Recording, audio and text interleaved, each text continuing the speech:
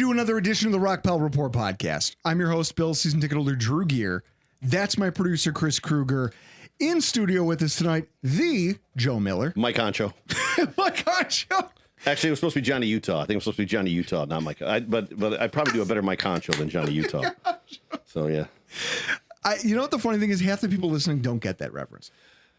I get it. I'm not going to go. I was going to do the whole quote, but I'm going to refrain. So. Guys, welcome to another edition of the Rockpile Report podcast. We are here kicking off the beginning of the Buffalo Bills season. And honestly, Joe, I'm happy you're here. First of all, another gorgeous cocktail produced by Chris Kruger. The tailgates are calling. So. I'm over here sipping a little bit of the E.H. Taylor. Since Chris was like, oh, pour your own drink. I'm not making you a cocktail. I was like, fine, I'm going to open up your E.H. Taylor. What do you think about that? Go ahead. I got another backup bottle behind Joe Miller. You're the only person who says that. Other shoulder. He's literally the only person who's like, I don't care if you open up my bottle of Colonel E.H. Taylor. I got more. That works, yeah. And guys, we're here talking about the kickoff to the NFL season for the Buffalo Bills. It's a hell of a time to be here. It's a hell of a time to be a fan. And this is one of the last podcasts. In fact, Chris, raise a glass. Guys, to the last... Are you going on Sunday? What kind of a question is that? This is the last podcast we're going to do where our live show isn't a reaction to something. So, hey, cheers. Yeah. Cheers, boys and girls. I mean, next week you will react to...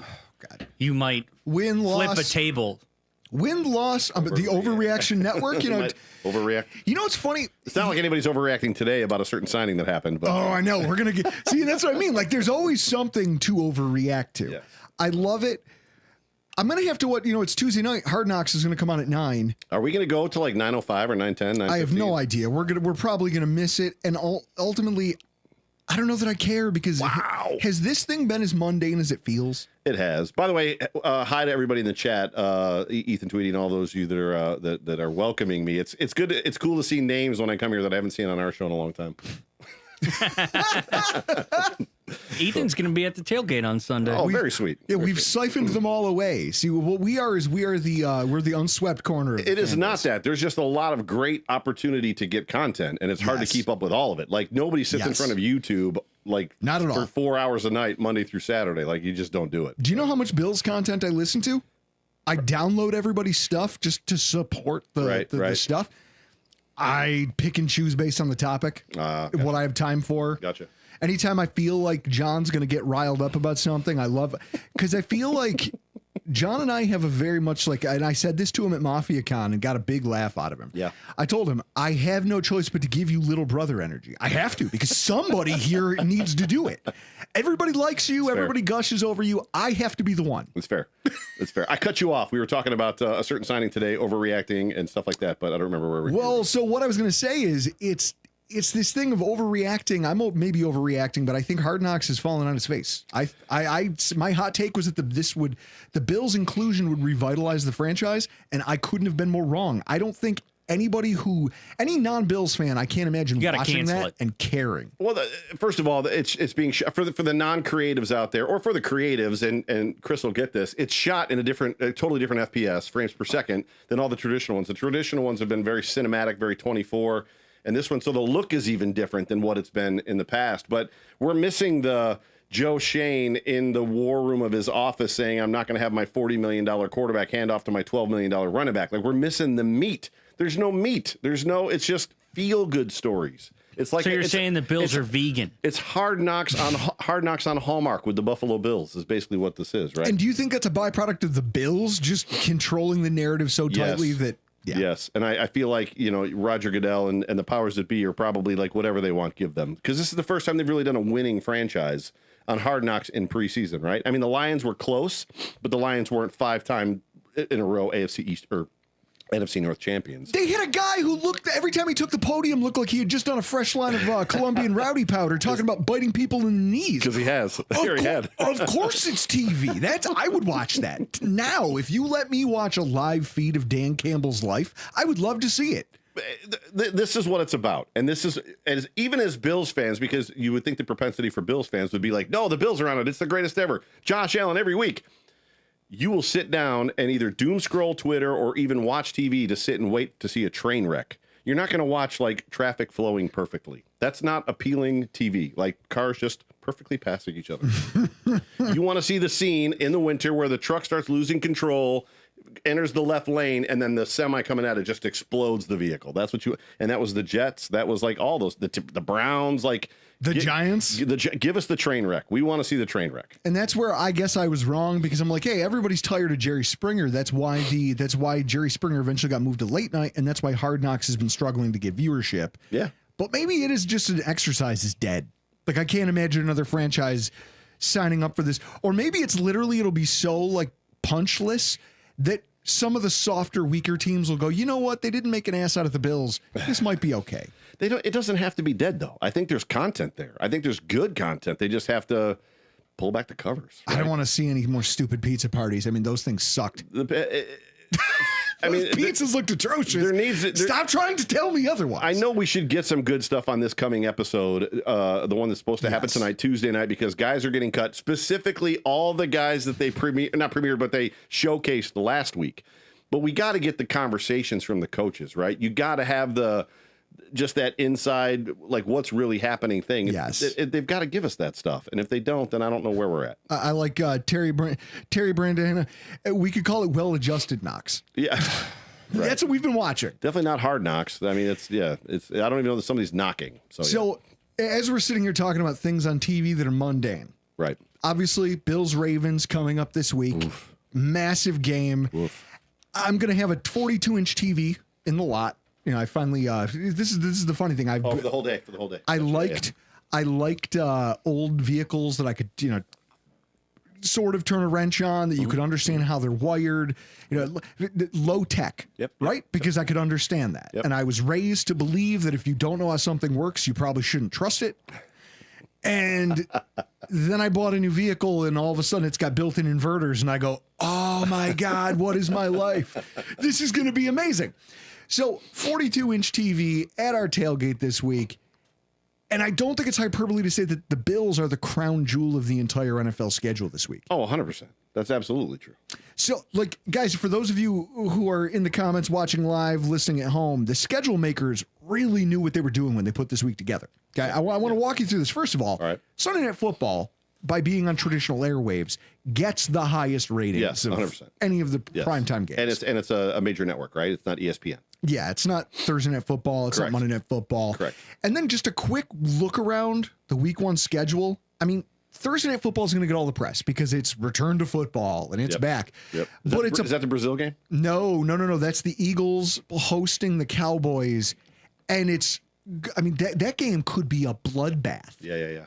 When you think about the Cowboys and what they are post Micah Parsons trade, how does the locker room feel? How high can they get in advance of that game as a team? For tonight, literally Hard Knocks should be Orchard Park, New York, sun rising. Some guys got cut. Meanwhile, in Dallas, and then literally 58 minutes in Dallas. Yeah, just give us the whole thing. I'll trade the entire Bills Hard Knocks season to just be a fly on the wall for that. Right. Behind the scenes for Michael Parsons. I think that Thursday Night Football game could be just an absolute bloodletting. Could you imagine, because Chris laughed, so he got my Michael Parsons reference, which is Jerry Jones not knowing a generational talent who's on your football team that wants 45. Did he say that? Every time he talked to. Could you imagine Terry Pagula coming out and going, yeah, that Jim Allen, he's really good, but we got to get Jim Allen signed. I mean, could you imagine, or James Allen? Like, it's one thing not to know Buffalo Joe's name. Right. It's another thing to not understand who Micah Parsons is when he's Michael, I think. When he's in your building. Right. You shook his hand allegedly. We might not. You allegedly shook his hand on a deal, and you don't know his name? Yes, right. How many other deals have you made with people who you don't remember? All of them, probably. All of them. Quaaludes, man, they're a hell of a thing. And age, and 80 years old. So you look at that, and then you go Friday night. First of all, why Friday night? Why does the NFL feel like it has to do this? Like, hey, let's dominate every single night that might be available. Friday night football in Sao Paulo, Brazil. None of this is necessary. No, it's not. I think it's the answer for the Big Ten is trying to own Fridays. Every Friday, they're going to have a big Big Ten matchup because there's no college football on Friday. And then Roger Goodell was like, excuse me. Friday is now my day to start not the it's season. It's like how they kind of pulled a Debo and took Christmas Day away from the NBA. Right. They were just like, no, this is mine now. Right, You had right. something cool. Well, now I'm taking it. Not anymore. What I don't understand, though, is why send the Chargers and Chiefs all the way to Brazil to do this now? None of it makes any sense, other than the fact that I hope that the entire Chiefs roster comes down with Montezuma's revenge, and it somehow, because I'll tell you what, they have absolutely brutalized the Chargers over the last 4 years. That's amazing. And it might be the only way to tip the scales back in the Chargers' favor, and I still don't trust the Chargers to win. Oh man, I want to pick the Chargers in that football game, right? I mean, it's time, is it not? I mean, next year Hard Knocks should be in Kansas City. So then you get past those games, and then you get to the Sunday games, and we're going to have the TV up, and we're going to be looking for what to watch, and I don't even know what to pick because it's all terrible. The 1 p.m. window might be the worst of the season. There's not a single game in the 1 p.m. window of teams that, not a single matchup of teams that made the 2024 playoffs. Okay? 8 of the 12 teams that are playing had 5 or fewer wins. Oh, geez. Panthers, Jaguars, those teams combined to go 9-25 last year. Raiders, Patriots, 8-26 combined record last season. Well, what are we going to get? What are we going to get here? I think Jets Steelers. That's my guess. To get Jets, Steelers. Either Jets Steelers or Dolphins That's Colts. a grudge match now that Aaron's a Pittsburgh Steeler, right? Dolphins, Colts. After that actually, well, right, yeah. Browns, Bengals. I mean, oh, good Lord. Yeah. Actually, that Falcons Bucks game has the propensity to be. If we can get it on TV. Yeah, if you get a 1 o'clock Fox game, right? If you can't, then you're I think stuck. our 1 o'clock Fox game is Giants and Commanders. we're gonna get Browns Bengals, right? I mean, Cleveland's 2 hours away. No, we'll get Dolphins. They'll do either Dolphins or Jets. Whatever division you live in, you'll get those games first, most likely. Gotcha. I expect Jets Steelers because it's the Jets and it's Aaron Rodgers playing the Jets. All right. Oh, for the 4 o'clock, right? 4 o'clock game. So yeah, that's a 4 o'clock one. No, there's Steelers still the and one. Jets are 1. Gotcha. At 4 o'clock, it's a slight improvement. You get your first matchup of playoff teams from last year in the Texans and Rams and the Lions and Packers. Now, Lions and Packers might be pretty good. Yeah. Although Michael Parsons might not play. So. I mean, even then, that's a divisional game against playoff caliber teams. That's going to be watchable. Right. And they're probably at this point banking on the football being so bad that no one cares. And they're like, let's get all these crap matchups out of the way. Just do it. We're going to these teams have to play each other. Screw it. Let's get it all out of the way when the goodwill for the NFL is still at a high. Yeah, you might be right. It's not. This isn't abnormal though. We get this a lot. But you would think that they would set week 1 up to be all pretty epic matchups, right? Yeah. But they don't. And so then it's Bills Ravens, and obviously that's the one with all the juice. Now, I know you guys have done preview shows, and you're going to have more conversation in the run-up to this game this week. I mean, just real quick before we get into what I really want to talk to you about when it comes to Sunday, X's and O's. I feel like the interior defensive line versus their interior offensive line is kind of one of the hills we need to be able to defend, and that's kind of where we'll live and die. As long as they rotate the guys at 45%, Drew, I think we'll be okay. I mean, you look last year. Well, no. That was sarcasm. I know. Ed Oliver, 5 pressures, 5 hurries, 2 run stops. Matt Milano, 5 pressures, 3 quarterback hits, 1 hurry, 2 run stops. DaQuan Jones had a pressure and a run stop last year in the playoffs. Okay. You did really well against that interior offensive line, and by all accounts, they have not gotten much better. No, they haven't. Meanwhile, we've built upon what we were offering at that position. I think we have to be playing from a position of strength there. You think that's going to happen? You have to hope because we don't have a lot of matchups that favor us in a lot of aside from places. Joey Bosa, what is your built upon the situation? TJ Sanders and Deion Walker? That's what your hopes are? You threw better talent than what did we have last year? Austin, I don't even remember his name. Austin Johnson. We have the same guys. We have the same guy. It's AJ Epinesa. It's Groot, who I love Groot, right? I mean, it's Daquan Jones, Ed Oliver, who vanishes for games at a time. So you got to hope this isn't one of them? You're turning me into the bad guy here. I don't know what's happening, but I don't like. I mean, you are wearing the black hat. I expect you to come running off our defensive line is going to win this game. But you got different hopes than I got coming into this. It's not about win the game. We talked about it in our preview. It's actually about win 15 minutes of that game. Win 15 minutes of it, and that's it. If you can skew it enough, that might be enough to give you an edge that you can hang on to for a period of time, and that gets you across the finish line. There's only one instance that I remember of Lamar Jackson football as a Baltimore Raven during the regular seasons where the Bills beat them, and it was the one game in Baltimore where we came back in the end and won the game. Yes. Every other time they've dog walked us. Yes, and that's my point. Dog walk us. If you want this to stop, what you have to do is make them inefficient enough that they're chasing and not playing with the lead. And you almost get the feeling that the game that we came back and won, they went to the bus. They they thought it was over. This game's over. We're done. And it's like, oh wait, Josh Allen plays on that football team, and he became Josh Allen. Now, before anybody gets mad at me that's watching or listening, obviously I'm a Bills fan. I'm a season ticket holder, just like Drew Greer. But at the end of the day, what matters is the playoffs. And I firmly believe that Sean McDermott can outcoach Harbaugh in this instance again if we find them in the playoffs. But I'm very concerned about this football game. Of course, as you should be, because it's against another team that you saw in the divisional round. They don't get there by accident. Yeah. So with that said, it's a matchup that has a lot of juice. You've got some anxiety about it as a fan, which tells you it's important. There's gravitas to it. Yeah. It almost seems fitting for it to be the kickoff of the farewell to Ralph Wilson Stadium. I agree. Although a Barney would have been nice for week one. Yeah, but you know what? Saints week one. But I like walk out 56-7. I like the ability to go into a game where you walk through those doors for the first time that year, knowing it's the first time you're going to know walking in that this is one of the last times I'm going to do this. For sure. And it's important. And it's important. It's got weight to it. And so with that said, when we think about what it is to be a season ticket holder, but even just someone who's ever set foot in the stadium, what does it mean to you to get to be a part of the last season?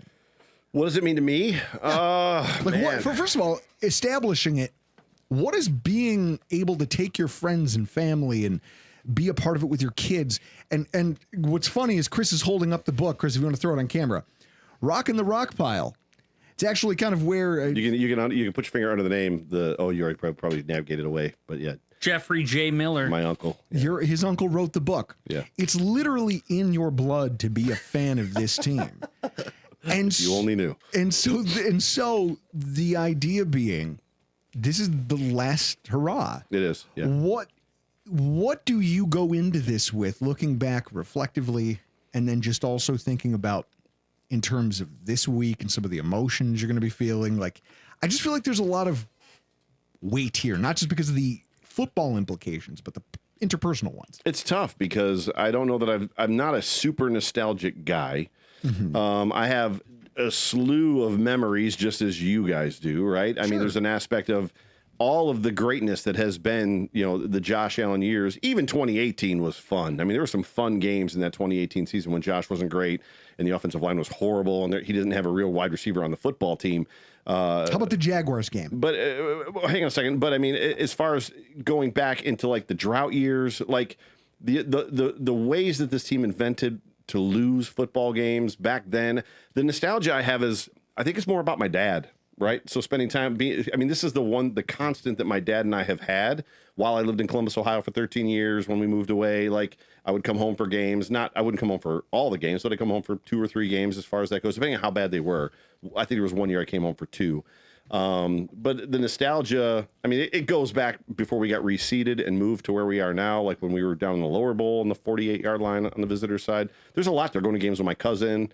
My first game was a Vikings Monday Night Football game. We sat in the end zone. Like that was, I think, 1981 or 82. I can't remember. I looked it up one time and found it. I don't know that I've got an answer as far as like how I feel. I haven't put a lot of thought into it yet. And so when you walk through for $5, can we change the tush push to QB wedge? It describes the play well and is short for QB wedgie. I'd appreciate your thoughts. I'll let you answer that, Chris. Sophie St. George. Chris, since you're $4.99. You can answer that, Chris, since you're our resident X's and O's guru, why don't you answer her question? Yeah, call it the QB wedge. No, the dynamics. If you think about it, the quarterback does what? He kind of tucks like a swan dive style and leans forward and says, "Hey, I'm going to squeeze in." It is kind of a wedge. Or it could be a QB Yokozuna. Just jump? Yeah. Just jump the line? Yeah, I think that was a thing on the Man Show.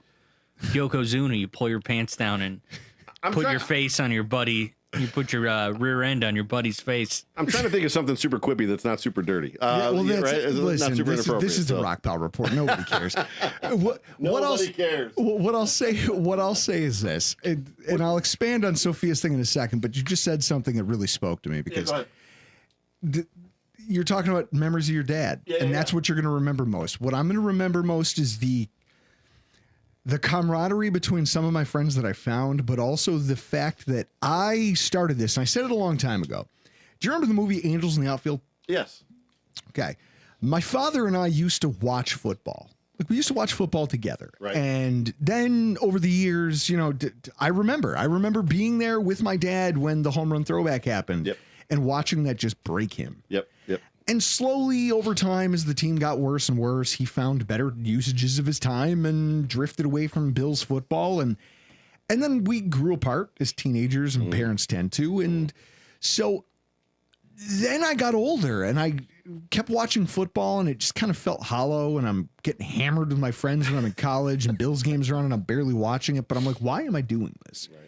And then as it ends, and I'm like, why am I such a maniac about this? Like, I don't even have a reason to care about this other than the fact that this is a thing I used to do with my father. With your dad.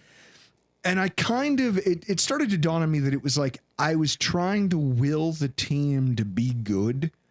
And there was like, why do these losses hurt so much? Because they're bad. And that's what drove my dad away from this thing that he and I used to at least be able to find common ground over, that kind of bridge. Because he's not an emotional guy. Right. I'm not an emotional guy. Like, it's hard to have those conversations. Yep. But football created the platform that my father and I could connect on. Sure. And so you grow up, and when you realize that thing's broken, you go, okay, well, what is it going to take? And I, in my caveman brain, decided that, well, if the Bills could just be good again, my dad would come back. Right. And he'd come back to the game. He'd come back to the team, and he and I could kind of patch up this thing that's kind of languished between us for years. And so then I became even more of a maniac with the sport than I ever was before. And so then I'm a season ticket holder, and I just watched being there at the stadium and seeing the games and watching the drought and just the detrimental effect emotionally that can have on a person when when you personally think, if I'm just loud enough, if I just yell loud enough, and I do this and I do that, and I wear the same underwear every week, and I'm superstitious about it, it'll somehow end up someplace positive. Sit in the same place on the couch. And now to see where we are, and to know that I got to have that. And my dad started to come tailgate again. He actually came to games with me. I remember him being there with me for the Jets game when the Bills clinched. I think it was their second consecutive AFC East title. Oh, yeah. And my dad knows Reed Ferguson, knows that he's met him at that point. Reed was at my wedding. And so, and is it a name drop? I think it was. Well, it was. But here's why. Because he knows that he's Mr. Nice, that he doesn't cuss, that he's very respectful. He's a good old Southern boy. And so then my dad elbows me. We're sitting up in the stands and goes, isn't that your boy? And I look, and there's Reed fist fighting a defensive tackle, rolling around on the ground. And when we asked him about it afterwards, I was like, what did he say? He goes, I'm not comfortable repeating it. I go, this is why I love you. And to know that my dad was there with me for that stuff has been incredible. And that's what I'll remember that era of being a season ticket holder in Ralph Wilson Stadium for, is just the fact that I feel like it helped pave the way to a better relationship with my father. And those games were kind of a sign of the growth that we had together. No, that's cool. I don't have memory. I do just for the listener's sake. I have Reed Ferguson's phone number too, and I can call him right now if you want me to. Oh no, he likes Joe much more than me, because Joe you can take out in public. Joe's not going to embarrass you in front of people. That is not true. Ask Reed John and Jerry. likes him a lot better than me. I embarrass John and Jerry all the time. Ethan Tweedy in the comments, it reminds me of my roommate, R.I.P., who took me to my first Bills game back in 2011. In the middle of the drought, that crowd and ambiance was absolutely incredible. I was hooked. See, and that's the stuff. Like, that's the good stuff, guys. Like, for the rest of you in the chat right now, what does this season mean to you? I wish I'd have been given that question ahead of time. I know. I kind of put you on the spot. Yeah, just because I'm not super connected to my emotions. So that's a sit down and write it out type of a situation. See, time in the comments. We were discussing that before the show, the Super Bowl years. Yep. And he was 8 years old. I remember Super Bowl 26 perfectly because we watched it at the Zaharievs, and Veden had a seating chart for everybody. each couch. The Krugers sit on this couch. The Grecs on this couch. How many couches do these people have? So as it I'm offended by the number of couches in this house. As it pertains to and not to elongate this segment, but as it pertains to the history, to your point, the history of who I am as a fan, where I've gone and who I've become. I remember, so I lived in Florida as a young kid. I went to high school in Florida. My stepdad was the stepdad that liked whatever team was playing against your favorite team, right? So like every time, especially the Dolphins were playing. So like when the Bills got good, like it became something for me as a kid, and I was incessant about watching the Bills when I was, early on in high school and stuff like that. And like I remember where I was on a construction site doing trim work with my stepdad when the Bills Browns playoff game happened. Like I remember these moments, these pockets of time. And then obviously the Super Bowls where I was, Super Bowl 25, I was at my best friend's house in Florida, Super Bowl 26, and then 27, like where I was, 28. I remember all of these moments, and I remember being, to your point, incessant about the Bills, screaming at the television, like going nuts, and then getting brutally beat down in the drought years to the point where it's like, I am committed and I'm going to watch, but I don't know why I'm watching. And like evaporated the energy and the excitement out of me. And then if anybody, and I know there's people here that listen to our stuff, and then the Josh Allen years come, and everybody's heard me say this. The biggest thing for me, and I don't know that it's a stadium thing, but I guess it encapsulates the whole thing, is Josh Allen reminds me to not do to Josh Allen what I did to Jim Kelly, which was basically I took those years for granted. Like I took the Jim Kelly's career was over in a flash. 1996 came and it was over, the Jaguars game, and it was done. And then we basically kind of sucked for a long time after that. And I tell people all the time on our podcast, like, do not take it for granted. The wins, the losses, the good games, the bad games, the interceptions, enjoy all of it because we're 8 years in. Well, it's about to be year 8, right? Yeah. So 7 years into this thing, I mean, it's gone fast. I'll say this. It's gone real fast. I used to sit there as a season ticket holder in 2012 going, man, this is going to be awesome. And then it's not. Everything comes off the rails. 2013, rinse, wash, repeat. And every year you talk yourself into being excited about it. And there got to be a point around 2015. Yeah. I remember sitting down with my buddy Potter and having a conversation about how, well, one of the silver linings of us having season tickets is we can at least tell our kids that we got to see Tom Brady play. Yeah. And that Tom Brady, we get to see him once a year live in person, and that will probably be the best quarterback we ever get to see play live inside this stadium. Yeah, yeah. And now you fast forward to where we are now. And even though there's a statue of Ralph Wilson outside the building. Yep. There might as well be one of Josh Allen there right next to him. There will be at some point, right? And I'll tell you what, that guy has put on such a show. Yeah. When you think, if you want to think about, people talk about this as like this is football kind of replaced the Coliseum in Rome. Yeah. It's property acquisition through violence when you get down to the end, to brass tacks. By the way, proof that he is smarter than he lets you think he is. Caveman speak. That was not caveman speak. That was John Fina speak right there. So when you see that and you think about it in those terms, and you think about the roar of the crowd and who these guys are, who are gladiators, who go out there and put on for our entertainment. Yep. Josh Allen may go down as the greatest to ever do it in any building, anywhere, because wherever he shows up, the lights get bright. He puts on a show. Yeah, it's fun. That even if you don't like our team, even if you don't like Josh Allen, you walk away from that game going, Jesus, this guy's incredible. Even if he loses, you can tell that he laid it all out there. I don't remember what year it was. The game against the Titans on Monday Night Football where he cartwheeled to try to get a first down. And I said it the following day when we did our recap show. Josh Allen's contract extension, where most players decide to play it safe because they earn their money, they want to enjoy it. He was reckless. He decided that it can afford him the best hover round on earth because he wants to win more than he wants to walk tomorrow. And you can't tell him anything otherwise. Josh Allen has stock in Lark. Is that what you're telling me? Yeah. So I don't remember what year it was. There was one home opener in particular. It was after COVID, and it was Stephon Diggs and Josh Allen and Mitch Morse and Deion Dawkins, Cole Beasley. And I remember looking at my dad as they're coming out of the tunnel. It was a home opener, and I was like, like superstars. There's superstars on this football team. And when you think of where we came from, like, how did we get here? Like, there's superstars on this football team. Not so much now. There aren't as many now. Now it's basically Josh Allen and Deion Dawkins right. But let me hit some of these comments. Steve Noble was at the 51-3 game against LA, and then oh, that's nice. Spent Super Bowl 25 at a bar in Jamestown, and everybody was hands locked on the Norwood kick. And then Tracy Brewster, dad had seasons, and I went to games starting in the 70s. Wanted them to win one before he died. He gave up his seasons when he retired, and he passed 3 years ago. And every time she comes to a game, she tries to get seats around where her dad had season tickets. Tracy. Yeah, for sure. To your father. Yeah, for sure. That's awesome. I look at this and I think about like this year I got to take my kids to the Kids Day game, but it was the first time I could get them in the building. That we can talk about. And what's it been like to have your kids in that building? Because for me, taking them for their first, and like they're going to be there for the season ticket holder game against the Jets. Yep. But that's a little bit less though. It's not the game day crowd. They're not going to see fireworks when a touchdown gets scored. Yep. Having them there for that moment. We didn't stay too long because it was hot as shit out and they're little. But it was having them there and watching them, the shout songs playing, they're kicking, punching the air, and people are high-fiving them, and they're high-fiving strangers. Yep. And I'm really lucky I was wearing sunglasses because I was just bawling. And again, we're not...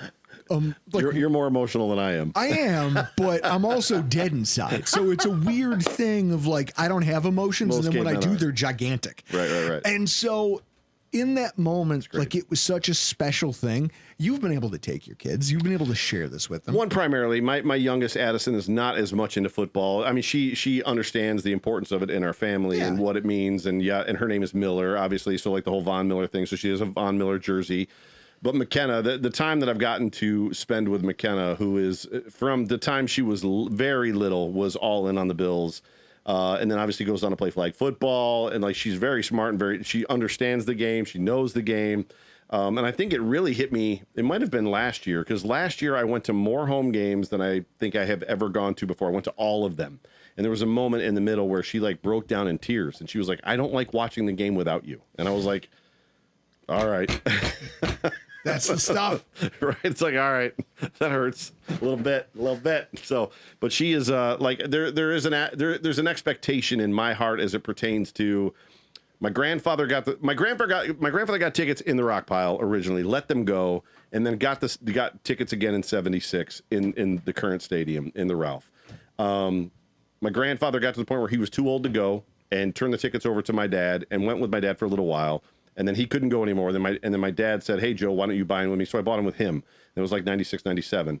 My dad owned the tickets. And now, about 2 years ago, same thing happened. My dad's 70. He's getting to the point where he doesn't want to be at every game. And pretty soon he won't be able to go to every game. But McKenna's starting to turn that page. So now I own the tickets, right? And there's an expectation even going into the new stadium that at some point in time, the tickets that I own are going to be her tickets, right? Yeah. So there's a cool lineage there. So when you talk about nostalgia, I don't know that it necessarily has anything to do with the route. For me, I'm just going to miss the memories. Like we have seen, even with the losses, fellas, we have seen some pretty incredible things. I mean, ripping off someone's side mirror after a Monday night game. How about 33-3? Do you remember a game more crazy than that Patriots 33-3 win when Tom Brady the Sam Adams game, the lawyer Malloy, it was 33-3, wasn't it? 31-0. Was it 31-0? Because they beat us 31-0 at the end of the year. Right. I was a freshman in college and I had just gotten my hands on Keystone Light for the first time.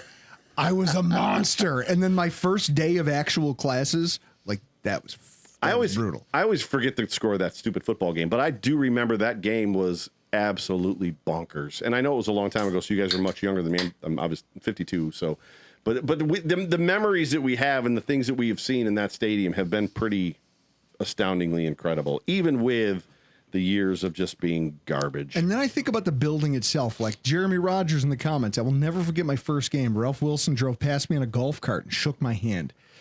He's like, to my story, I was 27 and I felt like a 3-year-old meeting Mr. Wilson. Well, that's how I feel when I meet Mary every time. I remember when he died and it just got announced and I was sitting at work and I just looked at my phone, and this was before social media was as big as it was, or Right. big as it is now. So I get a text message from 18 people, all at this, like all inside of a 3.5 minute window of just, oh my God, Ralph Wilson's dead.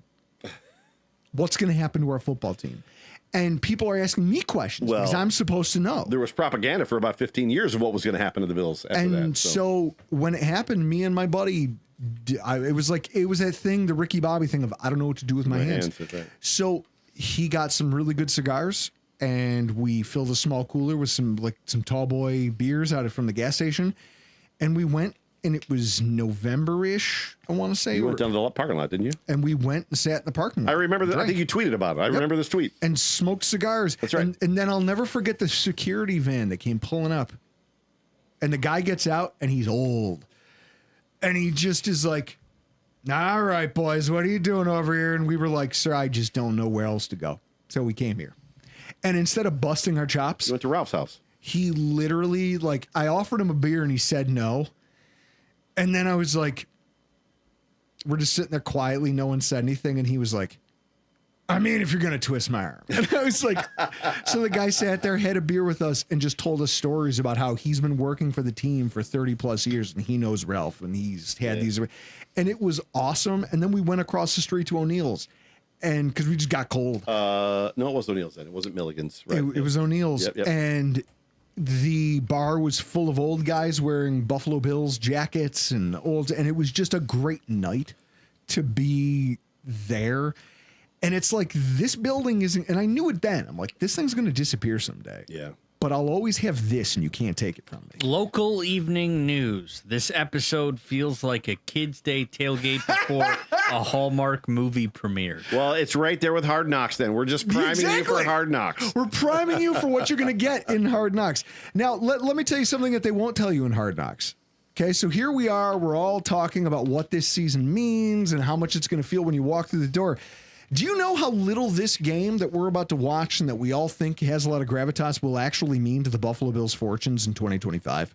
Wait, ask me that question again. What? Yeah. Do you want to know how little the outcome of what's going to happen on Sunday actually matters to the Bills' playoff and Super Bowl hopes? Well, this game has number one seed implications. The Ravens are going to be there at the end. Sure, and the Ravens will also split games like they have every year for the They're last going to 3 lose to the seasons Browns. They're with going the to lose to Browns the Bengals. and the Bengals, and they'll probably lose one of the Steelers. And we're going to sweep our division, most likely, right? So I want to walk you guys through something here. The Bills have now you got me fired up. Thank you, Local Evening News, for pulling me out of this. Guys, I love you all. Mwah. But now I'm fired up. Well, like what's the scene in Airplane where he's giving his life story and like the ladies, like everybody that he sits to and tells the story to ends up dying, whether they're throwing up or like hanging themselves or whatever. That's kind of where I was going with that. But anyway, go ahead. Hilarious. This is like baseball when somebody gets mad that the Yankees lost a 3-game series to the Royals in May.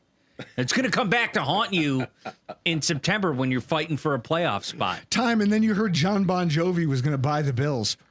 Over my dead body. I'll burn that building down before John Bon Jovi gets his hands on it. The Bills have been historically solid under Sean McDermott in September. I want to walk you through this. 2017, through the first 4 games, 17, 3-1. 2018 was the only time they were below 500. The only Barney's that Steelers game, that Steelers home opener. But look at this. 4-0 in 2020. 3-1 every single year, 2021, 2022, 2023, 2024, even though it didn't feel like it last year when we lost to Baltimore. Everyone took that loss and said, oh my God, we're terrible. Yeah. All of this stinks. So then they followed it up against Houston. Yeah, but I think this is different. So when we played the Rams, the Super Bowl champions, week 1 of that season, when you look at, I mean, we should have won that Pittsburgh Steelers game. I forget who's the defensive end from the Steelers that is a Bill killer, was on the Dolphins for a little while. Who am I thinking of? That had a bunch of sacks. Number 8, I think he wore. I have no idea. Anyways, you'd know him as soon as I said his name. You would, but say it in the chat. Yeah, exactly. At the end of the day, I think there's bigger questions going into this game. Who is playing CB2? Well, and that's something we're going to talk about. Who is playing CB2?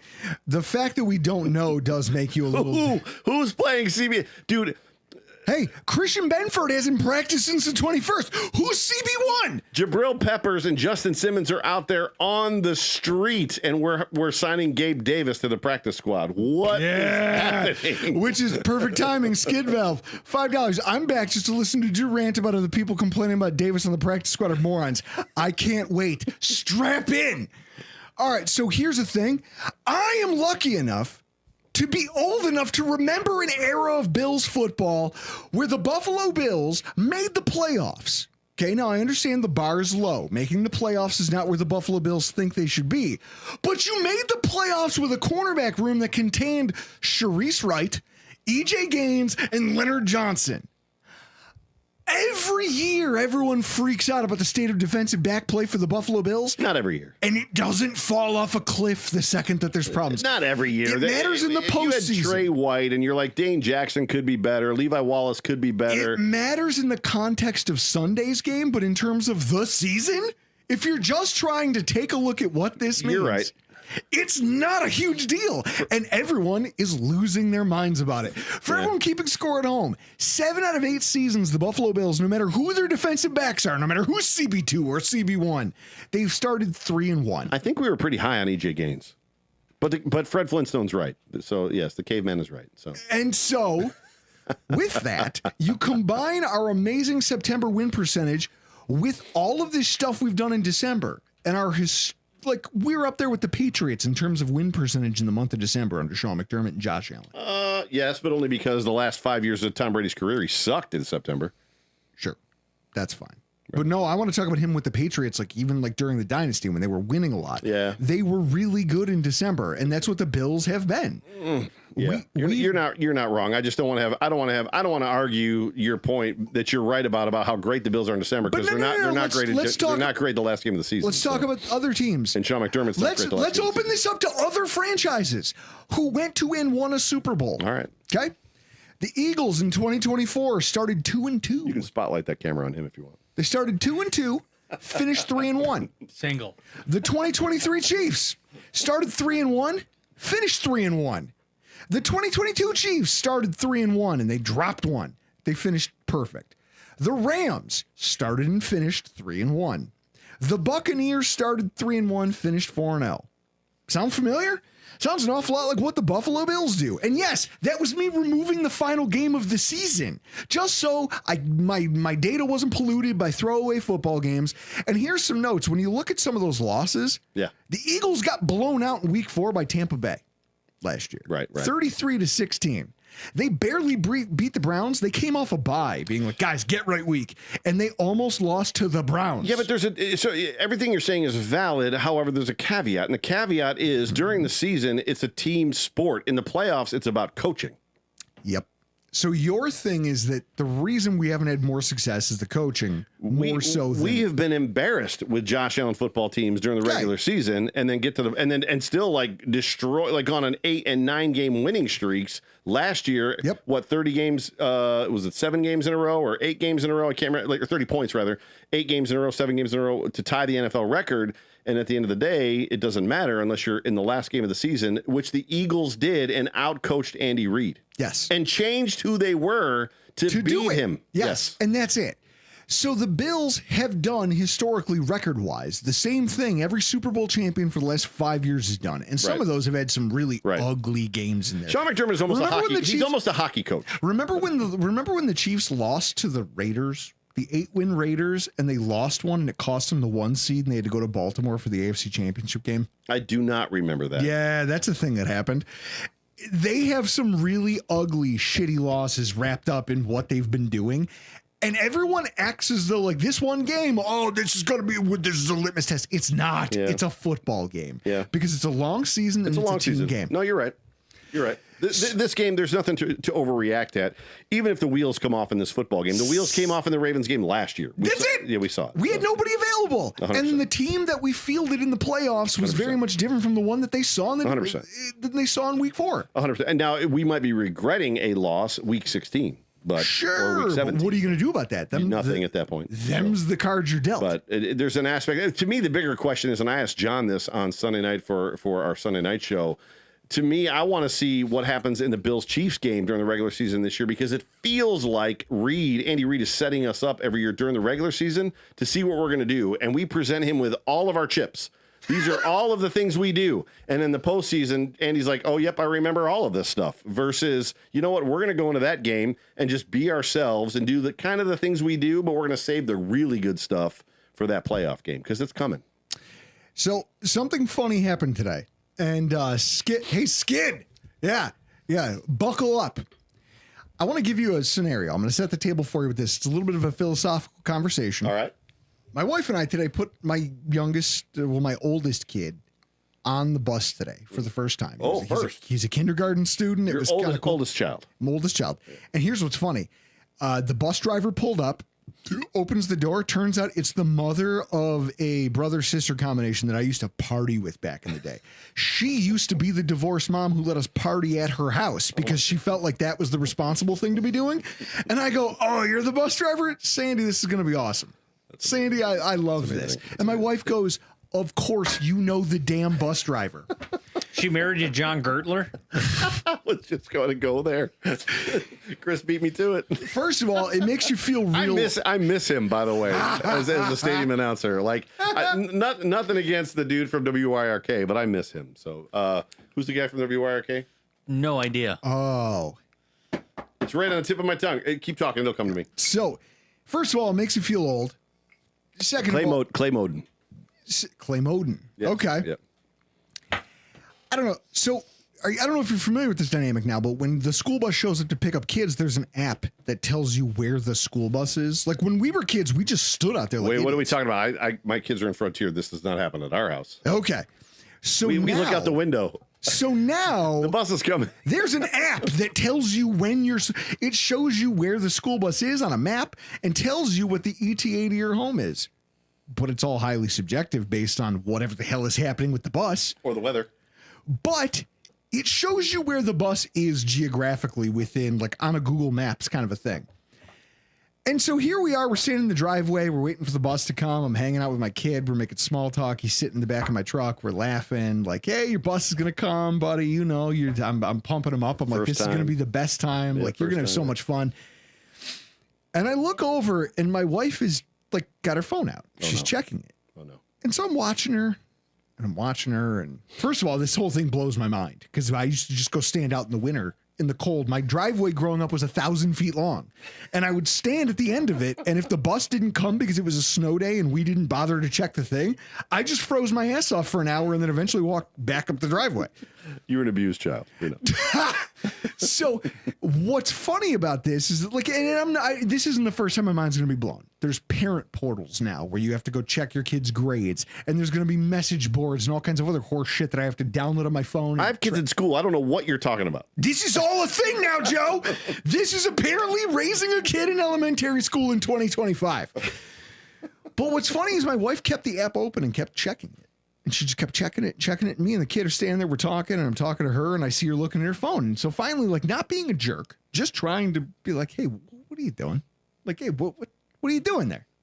And she goes, oh, well, I'm tracking the bus.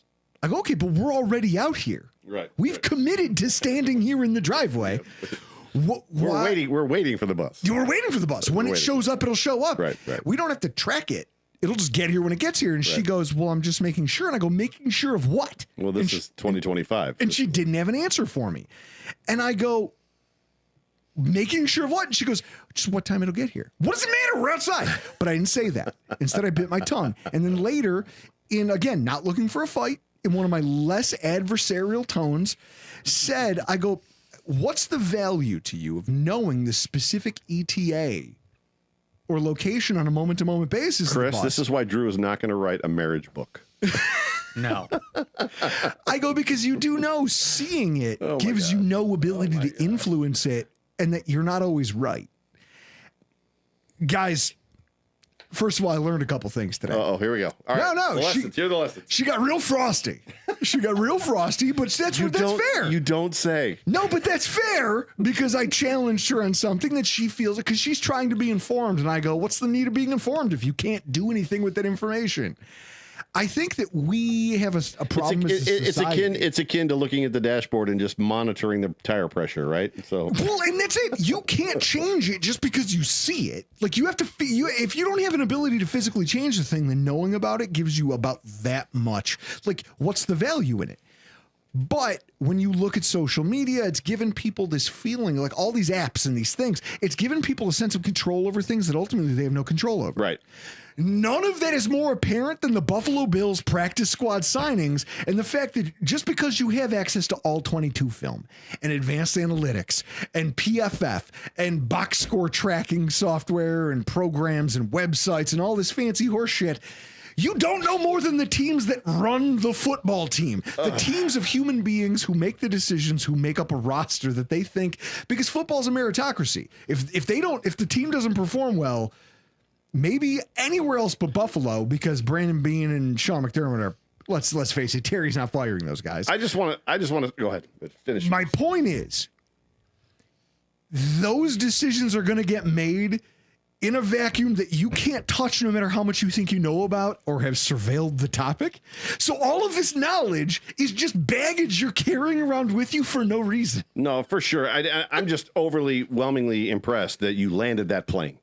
So we can probably start there. Like, I didn't know where you were going with that, but you landed the plane, which is the most important part of the entire topic, because you were out there for a minute. I want to get out there because everybody sees these apps and they understand and they watch film. But you got to ask the question, they grind why? the tape, and then they go, Gabe Davis is back. No, this is the worst thing that's ever happened to the Buffalo Bills. Back up. So first of all, Jordan Poyer is signed, and it's like, oh, okay, maybe Micah Hyde, but Jordan isn't really Micah Hyde. They're not the same person. Like, players, they're both great players, but Micah was like A+ standard dude. Like, Micah was the guy.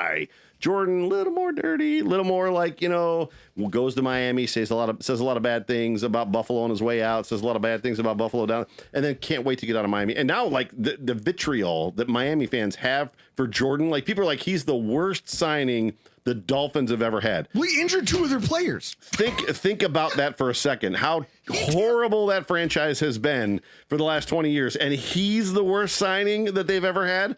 I beg to differ. I could probably name several. However, then you go to Jordan Phillips. Okay, we need a guy, right? And this is before Dwayne Carter, the injury comes out, or maybe not. We don't know necessarily the timeline. And we're going to talk about that. But it is what it is. And then all of a sudden, Gabe Davis signed, what did he sign, an $80 million contract last year with the Jaguars? Was it $80 million?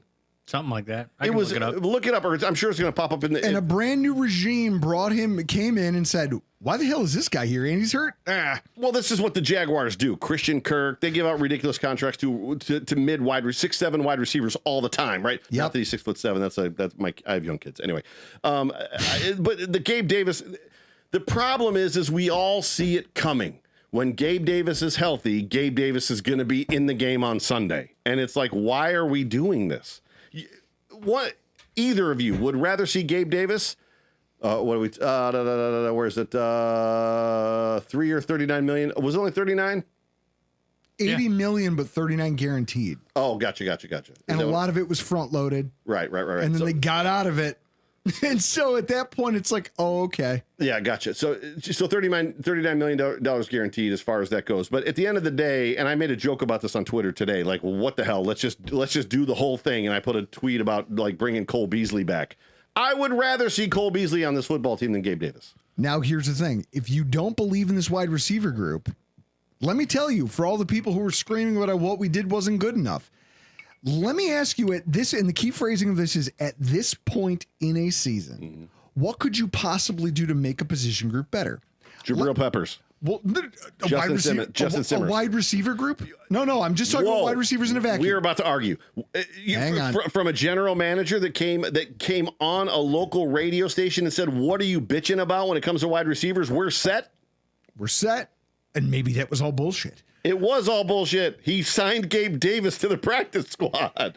Well, when you want to hedge your bets, let me walk you through who else was out there. Do you ever want to see a single Buffalo Bills receiver catch a football like this again? No, that was terrible. I know exactly what you're talking about because that's kind of his mechanics. He has less than a 50% catch rate. The last 2 seasons he suited up as Why the do you Buffalo think Bill. the Bills didn't want to pay him $80 million? I 100% agree. I was at the Colts playoff game during the COVID year when he made all of those he's a great sideline receiver. Do you know how lucky we are as football fans to be able to argue about practice squad? What are we talking about? Practice? What are we talking about? Practice? We're like AI over here. But it's not going to end in practice. No, it won't. He's going to end up they're going to cut Joshua Palmer or Elijah Moore or Terrell Shavers, and they're going to put this guy in the football field when he's healthy. That's what they're going to do. And I'm not going to lie to you. These guys, some of them might have it coming to them if they can't prove that because I don't think Gabe Davis is ready. I don't think he's ready. Did everyone I've talked to, everybody who's watched He's him, not healthy. He's not healthy. So you've got, again, it's almost like what we talked about last week in the show where there's this artificial second preseason opened up for a handful of players who have a window of opportunity to prove that they deserve a Bills uniform every week. Right. And if you don't show up, this team will move on from you. And they've signed an insurance policy that says that they don't have to. It's a terrible one, but you're talking about wide receiver 5, 6, 7. You're talking about wide receiver 5, 6, 7. So at that point, you just said that with confidence, you just said that they signed an insurance policy from a guy that would vanish for 4 games in a row. Let me ask you this. That is not an insurance policy. This isn't so one of the things I wanted to talk to you was about the keys to the Bills having a fast start in 2025. I don't hate Gabe Davis, by the way, just so everybody knows. But one of mine was that wide receiver 4 through 6 was going to have to produce. And here's what I don't love. This everybody eats mentality. Wait. Wide receiver 2 through 3 has to produce. It has to produce, but I'll tell you. Keon Coleman and Joshua Palmer are on notice. Joshua Palmer, who couldn't make a name for himself now you're making my point when Keenan Allen and Mike Williams were gone from that football team. All of a sudden, it's like, oh, we signed Joshua Palmer. Great. He couldn't do anything when Ladd McConkey showed up. Never mind. I'm just going to stop right there. I'm trying to find Gabe's injury news, but nothing on Circling the Wagons Twitter. Damn, there's no sources. That's a shame. CTW catches strays out here. Listen, everybody can get it. We had Charlie Gross lined up for a couple. I mean, that guy can get it too. That was the one time I stuck my neck out for him too. I was like, "Hey, these guys are generally right, completely wrong." It's like mother trucker. People are mad at me, guilty by association. This is it. This is why you don't co-sign anybody. This is why if you trash everyone, you're never guilty for anyone else's. They nonsense. had a couple of them where it's like, this dude is playing this week, and it's like, sure enough, he did. I was like, oh, they got a source. So one of the things when we talked about keys to having a fast start to 2025, what position groups had to really kind of show us something early, the wide receiver depth chart was number 1 with a bullet. And the problem is you've got Curtis Samuel, who's just this fucking albatross around the Buffalo Bills. I was about to quote a song, but that's all right. He's an albatross, right? Because everybody eats only works as long as the mouths that you're trying to feed are open. Right. And there's not a lot of those mouths that get open. So Curtis Samuel. Well, you can don't forget your point. You can stop right there. Yeah. So literally, everybody eats as long as the mouths are open is 100% what happened before the Bills signed Amari Cooper. Yes. Because all it was before Amari came, and people, even my co-hosts are mad at me and they make fun of me because of Mac Hollins. And all it was so Mookie Hawkins, to his credit, I'm at a golf tournament with Mookie Hawkins. And I'm asking him, so what's the skinny? What's going to happen? Blah, blah, blah, blah, blah. He said, Mac Hollins is making this football team. Josh Allen and Mac Hollins are best friends. He's making this football team. And I'm like, you got to be kidding me. Like, how is that the guy? And sure enough, he makes the team. And all we watched before Amari Cooper showed up is Josh Allen getting nervous in the pocket. Nobody's open. I'm going to throw it at Mac Hollins. And it did not work. Then Amari showed up and teams went, oh, shit, we got to cover that guy. And Mac Hollins is open. And then all of a sudden, Mac Hollins becomes Mac Hollins in this offense. So now you can say it again. Everybody eats as long as the mouths are open. Yep. Go for it. So you look at Curtis Samuel, and he's the stumbling block for me in this depth chart. Because you look at him, I don't think Brady can ever figure out how to use this guy. You look at some of the most inefficient football I've ever seen. He's never healthy. No, not only is he never healthy, but he plays through those injuries. Week 2, 3 yards on 2 targets, average depth of target, 11 yards. My favorite downfield. Curtis Not Samuel, his bag. My favorite Curtis Samuel moment is the Chiefs game where he catches the football, turns around, he's like, "Oh my gosh, I'm gonna like nobody's around me. I'm gonna score." Like he was excited himself because he was wide open. But Week 5, 4 targets, no yards, and average depth of target 7 yards downfield. Well, These are all wasted I feel snaps. I feel like that's an offense thing. I feel like the Bills have. There was a time. I think we've talked about it on this show. I've talked about it on mine for sure. There was a time, 2020, 2021, where if it was 3rd and 18, 3rd and 21, Josh Allen drops back to pass, and if he's about to rip the ball, you're like, somebody's open. Generally, Cole Beasley downfield. When it's 3rd and 8 now, I'm scared shitless. Like it's like nobody's open. Like what are we going to do? This offense has very much ratcheted it down to we are going to stay inside of that 4-yard thing. Yeah, and that's terrifying. Yes. Like it's a terrifying prospect because you've built this thing around this juggernaut quarterback, and all of a sudden you've developed a wide receiver core that's muted one of his strongest physical attributes. His speed. Isn't that funny too? That it's always like we need a speed guy outside. That guy's really fast. Yeah, That Curtis Samuel guy is really fast. he's really fast. Why is he just? Why is he your satellite receiver? But also, then the problem is why do we every time keep they- signing slot receivers? Every time they try, well, that's it. Every time they try to not use him as that, like look at the Colts game, week 10, 8 targets, 4 catches, average depth of target was 7.5 yards downfield, and he put up 35 yards. He took up a quarter of Josh's targets that game and yielded 35 yards with him. He's not a good wide receiver that you can use on a week-to-week basis. But I disagree. He is a good wide receiver in Carolina. He is a good wide receiver in Washington. Not here in Buffalo. There's something about what they're doing with him here, right? Yes. So now the problem is you square pegged round holed a receiver that you paid a lot of money for. It's the same thing you did with Cody Ford. You've made mistakes before. This is football politics. You are going to play our system, not we are going to play a system that fits you. And so now you're stuck going, okay, well, now I got to leapfrog him in the chart and go, who else can do anything useful for me? You've got a Khalil Shakir coming off a high ankle sprain. Slot receiver. Can he be effective? He's proven he can be. Yes. He might be the most reliable part of our passing game now. John Fina calls him a beef tallow because he's slippery, which is an accurate description of who he is. That's a great description. Yes. At what point are we hoping and praying, looking at this depth chart going, man, I really hope TE2 shows out.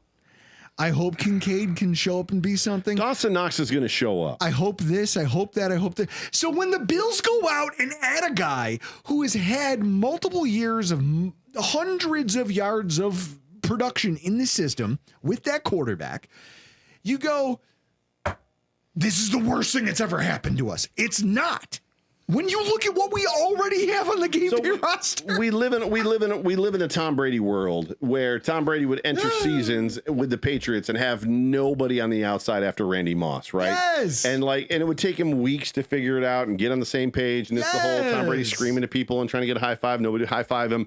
We're living in that world with Josh Allen. But at the end of the day, I don't know where to fall because I don't feel like history repeats itself that much. I don't think it's a situation where it worked for the Patriots. It's going to work for us. He just needs to be a star. He just needs to be better. Because I'll tell you what, Jordan Palmer, Joshua Palmer, Jordan Palmer, doesn't matter. They're the same when it comes to offensive production. The dude's career has literally been defined by just wide receiving seasons. But my God, are they 500 yards? Excuse me. My God, are they excited about him? But why? They're excited about him. He's the best route runner we have, which is saying something. He's allegedly, according to all the analytics nerds, the best route runner we have. What does that mean? The analytics nerds also told you that James Cook could never be a number 1 running back. So what I want to know when I look at this, old enough to remember that. What else matters? If we're not mad about you're mad about the Gabe Davis signing because I'm not mad about it. There's an aspect of this. You're all mad. I can see you in the comments. I saw some of you on Twitter. That's what I mean. Social media. You're if I scream loud enough into an app, I can change the decision making. But there's no way that Justin Simmons and Jabril Peppers is on Twitter right now going, I have game left in me. Somebody sign me. There's no way that they cannot make that work and put them in a situation where Cole Beasley is not going to get beat by Nico Collins again. Cole Beasley? Sorry, Cole Bishop. I'm 2 bourbons in. I'm sorry. I was going to say, you're old, is what it is. You're conflating names. You called him Jordan Palmer, so let's have a conversation. Maybe bourbon is kind of the best thing about doing a show with multiple people is there's at least people there to correct you, because I've done shows alone where it's like I've carried a narrative and it's like, yeah, that's not right. It's when like, Drew says somebody's name wrong, I'll just go, we'll let that slide. You know, I can't spell Rasmus Ristolainen. Or Sam Reinhart. okay, I can't. I can spell. I can spell Stanley Cup for Sam Reinhart. It's a mental block. It's a mental block. People have explained Reinhart spelling to me, and right now, if you put me on the spot, Reinhart, right? If you offered it up to me, am I right or wrong? If you gave me a whiteboard and $500 cash, it's not RH? Couldn't spell it. No. Oh, gotcha. Chris, what bourbon should I pull off the shelf? Well, you're thinking about that. This one was good. Oh, Jephthah Creed? That was super good. Yeah, I got that from Atlanta in April. Give me a splash. Nelson Aguilar, 32, no benefit to the Ravens. Tyler Boyd, 31. How is anybody watching this anymore? Like Hard Knocks is on. What are you people doing?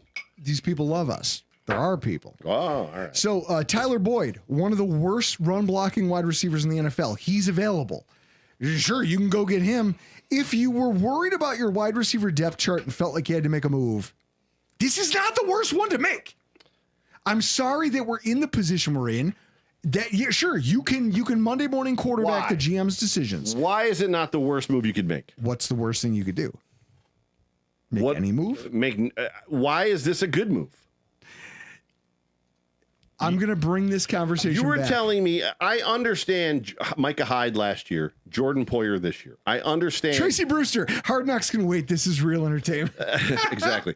I understand Jordan Poyer, Micah Hyde to the defense. Sean, as it pertains to the message getting old, as it pertains to the voice dimming, as it pertains to becoming white noise, you want mentors in the room to carry the narrative and carry the DNA back to your players that are young. Cole Bishop is young. These guys are young. I totally get it. I 100%. Why do you think Jordan Poyer? You asked why Jordan. No, I understand why Jordan Poyer is effectively signed to be that mentor role.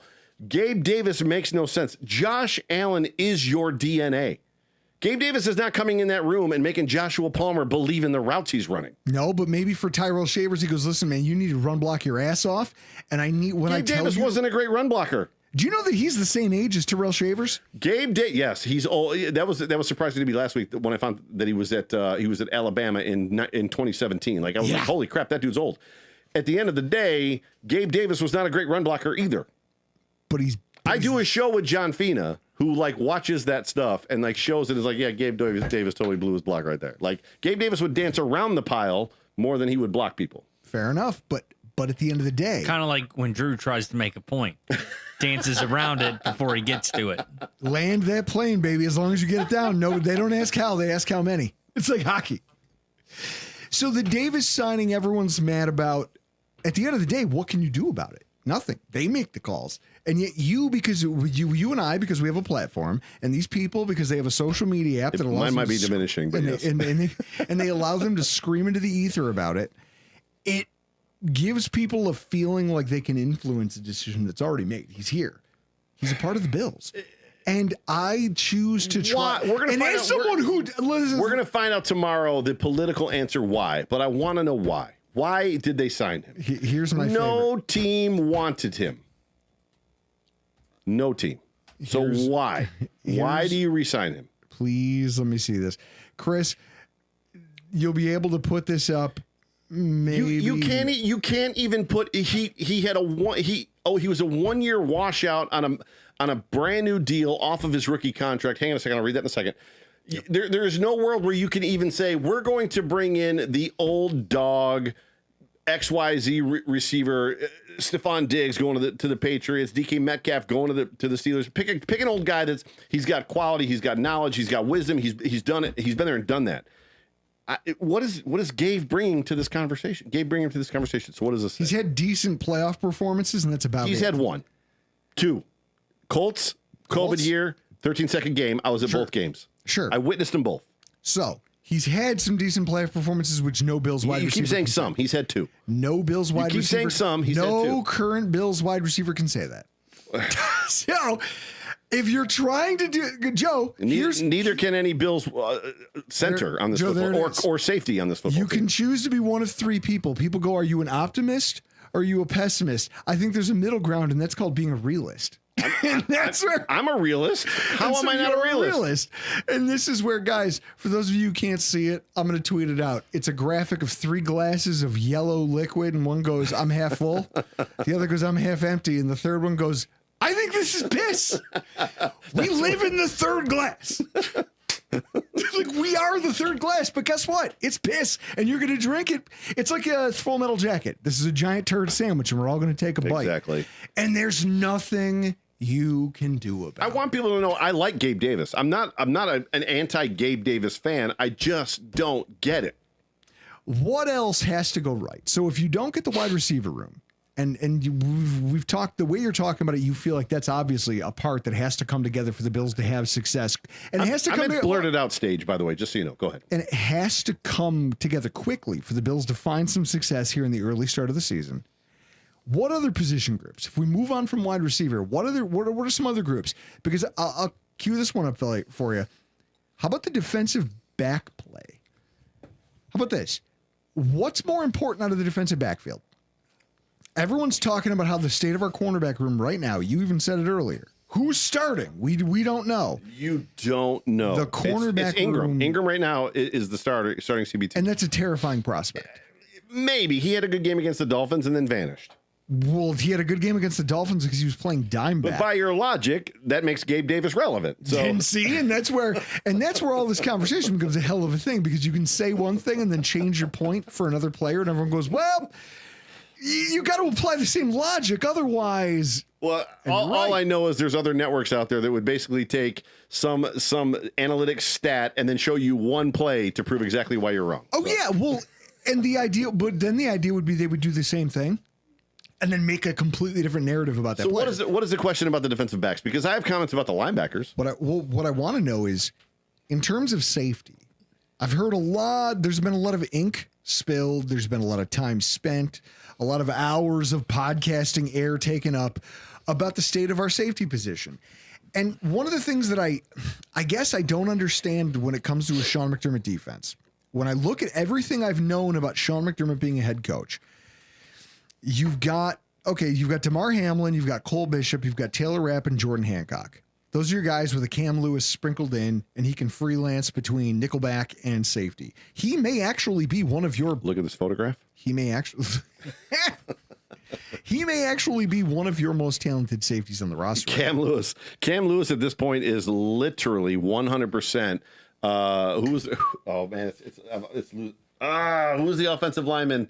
Ryan Bates. Cam Lewis is Ryan Bates. He's our first offensive lineman off the bench because he can play every position, but we can't play him. We can't play him in case it's like if he's better than the current right guard, Brian Winters, put him in the game. Like, what are we doing right now? So this is where this conversation, I get it. People hate Hamlin. I don't hate personally. Hamlin. They don't like what Cole Bishop did last year is way more embarrassing than anything that Hamlin did last year. Okay, so you think Sean he's bereft of talent? No, he's not bereft of talent. He's just behind. Sean McDermott 100% lit into him. There's been few and very far between real comments that Sean McDermott has ever made at the podium. One was the Browns game in 2019 when we should have ran the effing football and Dable threw the ball. We lost that game, and McDermott said that will be corrected. We should have ran the football. And then he followed it up on Wednesday with, it's been corrected, which means I talked to Brian Dable. When we're supposed to run the football, we're going to run the football. And then you look at Cole Bishop and you look at Damar Hamlin, and McDermott comes out 2 weeks ago and says, we're looking for somebody to play next to Taylor Rapp. Yep. You know how this all comes full circle on this episode? No. Justin Simmons and Jabril Peppers are available right now. And you wasted time signing Gabe Davis. Right? So that doesn't mean that the conversations aren't being had. It just depends on, first of all, you don't know what their ask is. And you don't know what our ability. Why do you to get me beat so that worked up? is. This is a 5 consecutive winning, Because you 5-time consecutive winning AFC East champion. Because with you Josh Allen at the helm. Because you call yourself the Overreaction Network, and yet I am the guy. You're the overreactor. I am the guy. I live here. I'm Bane. You're Batman. I was born in this. You just walk around in it. My network's job is to not overreact. We're trying to bring you back to earth, is what we're trying to do. But you've got me a little fired up. Of course. I Chris, step in and help me. That's all Drew does. He knows how to push buttons. I get everybody. I find what everybody's angle is, and It's I like work Fina, it little out. brother energy. The worst part about it is I just made the most amazing point that Yes. anybody could make, and I have not been told that's a really. It's a really great point. We're looking for somebody to play alongside of Taylor Rapp.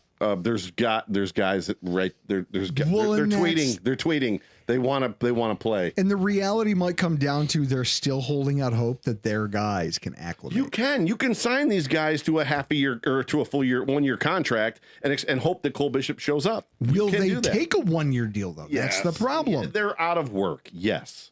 And that's 100%. it. So is that a fallacy? Dave Davis just signed to a practice squad. Here's a question. Can you ask Fina this question for me on your next overreaction I'll show? text him right now. Will an NFL player who's out of work Hang on a second. take a contract? Hang on. Sure. Start again. Will an NFL football player who's out of work take a 1 year deal just to earn a paycheck? Or is it genuinely worth holding out for that at least a little more security? With a question mark. Perfect. Sending it to John Fina. We'll see what he says. There we go. So the reality here is that I don't think that, I mean, this is a safety group. Okay.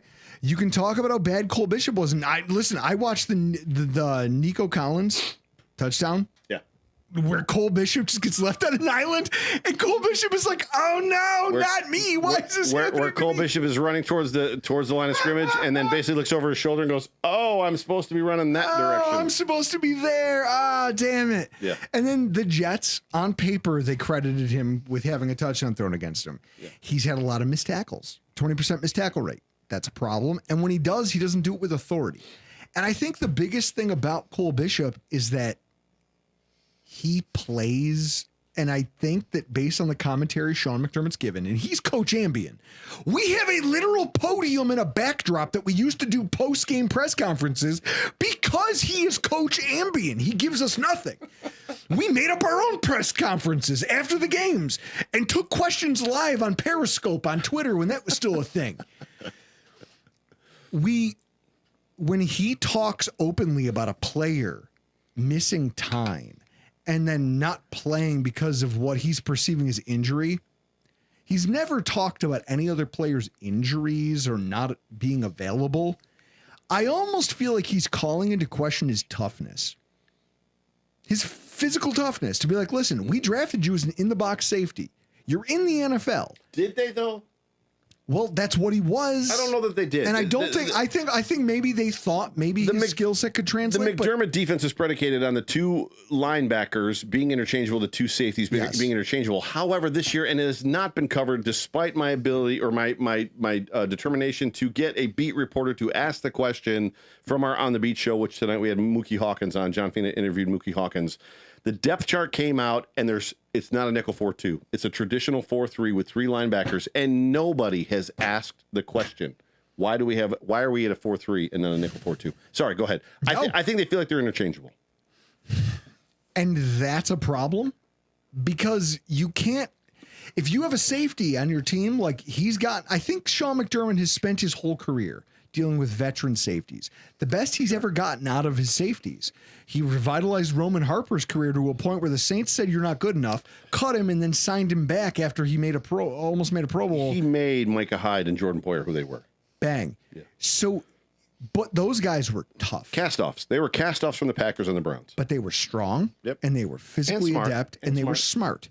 And I think they saw those traits in Cole Bishop, and now Cole Bishop takes a field, and he's like, "Oh, I've got a hangnail, and I'm not playing." And I'm just phrasing. No, I'm not phrasing this because that's what happened. I'm saying this is probably what's going through Sean McDermott's mind because I've never heard him criticize a player for being unavailable. I've never heard him criticize a player for not being available by name before. I think you're right. I'm trying to remember, but I think you're right. If Chris Yankee was in the comment section, he would tell you if that was true or not. And so what I'm saying right now is I think that Sean McDermott looks at Cole Bishop and says, yeah, this was a failure here, and I need to somehow kickstart this because I can't get rid of you. I need you. So you bring, and I don't want to say that that's why you bring in a Jordan Poyer over a Micah Hyde, because Micah Hyde was a coach last year. Well, Mike is retired. He officially retired. But he was around last year. Yes, same role, mentor role. And now all of a sudden they go, hey, here's a Jordan Poyer, because this kid needs to understand what it is to have a bruised lung and fucking drive a bus 5 states away to go play a football. But there's no misunderstanding, or there's no world where we think that Jordan Poyer is going to suit up on a Sunday. No, we all know that it's coming. Week 4, week 5, Gabe Davis is suiting up as a starter in the Buffalo Bills offense. We know it's happening. Do you want to make a Seagram's bet on that? A Seagram's bet. If you're wrong, you have to drink a Seagram's. It's either a Calypso cooler or what? Well, the joke is on you because I think I like Seagram's. Oh my God! And they call you the Overreaction Network. I'm about to lose my mind. I'm not super picky. I don't like peach high noons. I don't like watermelon high noons. Like, there's very few things I don't like. So what is that? The Chief? When's the Chief game? Is that week 7, 8, 9? I don't know. Am I being invited back already? Guys. Well, no, just at the tailgate. Guys. I'll bring you so I'm not invited back. I'll bring you Seagram's. It's got to be at the tailgate. Guys, yes, let's do it. I'm not gonna lie to you. I had a lot more to say, but that just shook me to my core. The fact that this guy just looked at me in full face and said, like Bruce Willis, I'm a Seagram's fan. I didn't say I'm a Seagram's fan. I'm just saying I'm not going to drink a Seagram's and be like, oh my God, that's disgusting. Like gin. Who wants to drink pine trees? Like gin is. I like gin. You would. You would. Look at that haircut. He would like gin. I'm gonna bring Sunday. I'm gonna bring a gin cocktail. Oh no, I like gin cocktails. I just can't drink. I can't drink it. I can't sip gin. Just sip gin. All right. Well, we got to call you an Uber. I can sip whiskey. I can sip bourbon. I can sip tequila. It's like vodka. Tracy Brewster, it's just sugar water. Tracy. I think my synopsis the first time I ever had to chug a Calypso cooler was that it was like someone rubbed a coconut on a cold shovel, and then hit you in the face with it. It's bad, and the sugar rush. The reality is, as much as I like bourbon, you like bourbon, Chris likes bourbon. I like beer. Yeah, you bourbon. like beer. Chris likes beer. We just like to drink. When we were 17, we didn't like beer or bourbon. We liked Seagram's. We liked whatever those things were back then. To close the show, since I think this thing has officially come off the rails, and honestly, you guys have been sticking around. You've been great sports. Hard Knocks is on, people. What are you doing? Hard Knocks is on. For those of you who've stuck with us, we love it. What was your drink of choice when you were, let's say, when it wasn't looked favorably upon? What was your drink of choice? What was the thing you turned to when you were like, oh, I'm getting away with something here? I'll tell you what, the biggest sin I had was Bacardi Silver. Interesting. Bacardi Silver, because it was the only thing our friend who worked at a liquor store could get her hands on. She goes, they're carbonated, they don't sell well. And nobody's drinking this crap, so I'll give it to you guys at 4. What we didn't know was the owner was telling her to throw it away. Oh, geez. And so she was selling it to us for about $20 for a case. Yikes. So for me, I'll go next and then Chris can go. When I was young, it was vodka and tea, right? So lemon tea. And then when I got a little bit older, Goldschlager, for some reason, I didn't mind Goldschlager until I got sick on it. And then I couldn't eat Big Red Gum for like 6 months. It was bad. So, I'll just go with something that I started my cocktail journey with only like 6 years ago. Deep Eddy's lemon, and then add more water because it's already overly sweet. So it's just like an adult lemonade. I was like hooked on those for a little bit. And I think I still have a bottle of Deep Eddy's lemon out there that's like 7 years old. My mom drinks that, and you're out of your mind. You drink like my mother. I at least drank like a poor kid. I like looking at the comments. First of all, Joe knows Gabe won't play. He just wants the Seagrams. Facts. They oh no! People were funneling Boone's Farm. Oh no! Mad Dog 2020. Oh my! I never drank that ever once. Oh my God! California Coolers. Dad's Molson Triple X. What about Mike's Hard Lemonades? Dude, I'll never forget this. My first time pouring a Triple X from Canada here in the U.S. in a bottle when I was in high school, and I poured it and I looked at it and I was like, that looks like tar. And I asked my friend's dad, I go, what does it taste like? He goes, it's like a pork chop in a glass. You just have to chew your way through it. I go, no, I'm not drinking that. I'll just stay sober. So I'm trying to get John Fina to answer. John Fina's response to your question was, take the check. And then he says, why are you hiring? So his answer, I think, is officially take the check. So yeah, exactly. All right. You've made your point, Joe. I don't know what point that was. But. No, you made your point. The Bills should be out there pressing to sign one of these guys, because if they offered him the right deal, and they clearly have levers to pull to make the money, to make the space. So I love all of our, at the risk of elongating this show, I love all of our beat reporters. We do a show. I think we're the only ones that do a show called On the Beat, where we interview a different Bills beat reporter every single week. I'm sure you both know this. A lot of people listening know this. How do none of them ask this question tomorrow? You said, Sean, we're looking for somebody to play alongside Taylor Rapp. There's dudes ready. You signed Gabe Davis. Yeah, that's a fair one. I'm not even going to fight you like it's not. Because there's not even a world where we can say we don't have the money, because they can find the money. There's always money in the banana stand. There's always money in the banana stand. And so with that said, I'm very interested to see what comes in the next week. I almost feel like this week is going to be a litmus test for the Bills when it comes to the Ravens game of like, hey, let's see how we do. And then I almost feel like you are 100% right. And then when it all blows up, and let's say our safeties are terrible, make a move. They go, oh shit, we need Justin Simmons. Let's give him a deal. You are not wrong. And the price goes up. Well, exactly. This is the gamble. So when we made fun of Jerry Jones earlier, not for nothing, we're at the opposite end of the spectrum where we won't spend, and then you're going to have to go, shit, we got to go back to the negotiating table with the tail between our legs. A month ago, what a time to be a Bills fan, baby. A month ago, we had Alfar Tiaga on, and he was like, oh, there's a contract out for Rasul Douglas. He just hasn't signed it yet. And then the Dolphins ended up signing him. It's the same situation. You know, I think it might have been a thing with Rasul Douglas where he maybe didn't want to participate in a whole bunch of training camp 100%. In preseason 100%. And then just waited till the last minute to sign that deal. So, yeah. You know, we'll see what happens over the next week, if anything happens. Guys, this has been a lot of fun. We've robbed you of Hard Knocks gold, I'm sure. Yeah. We got to get the hell out of here. I'm Drew Gear. Joe Miller's been nice enough to sit in with us. Joe, tell us everywhere your content is. Tell everybody what you have coming up this season. Oh, good Lord. So Overreaction Sports Network. If you search Overreaction Buff anywhere, you'll find it on YouTube and podcast. Myself, John Fina, and Jerry Ostrowski. I like to tout, we are the only network that provides 2 former Buffalo Bills players that can give you actually what they feel or what they see. That, like, even from an analysis standpoint, you can go to schools, you can learn about plays, and you can learn about X's and O's, but unless you've played it, their perspective is completely different.